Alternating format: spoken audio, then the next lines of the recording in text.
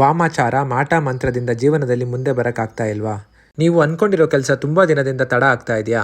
ಹಣಕಾಸು ವ್ಯಾಪಾರದಲ್ಲಿ ಕಷ್ಟ ಅನುಭವಿಸ್ತಾ ಇದ್ರೆ ಈ ದೇವಸ್ಥಾನವನ್ನು ಒಂದ್ಸಾರಿ ವಿಸಿಟ್ ಮಾಡಿ. ಇದು ಯಾವ ದೇವಸ್ಥಾನ ಅಂತ ಕಂಪ್ಲೀಟ್ ಡೀಟೇಲ್ಸ್ ಕೊಡ್ತೀನಿ. ಅದಕ್ಕಿಂತ ಮುಂಚೆ ನೀವಿನ್ನೂ ನಮ್ಮ ಪೇಜ್ನ ಫಾಲೋ ಮಾಡಿಲ್ಲ ಅಂದ್ರೆ ಮಾಡ್ಕೊಳ್ಳಿ. ನಮಸ್ಕಾರ ಕರ್ನಾಟಕ, ನಾನು ನಿಮ್ಮ ಕಂಟೆಂಟ್ ಕನ್ನಡಿಗ.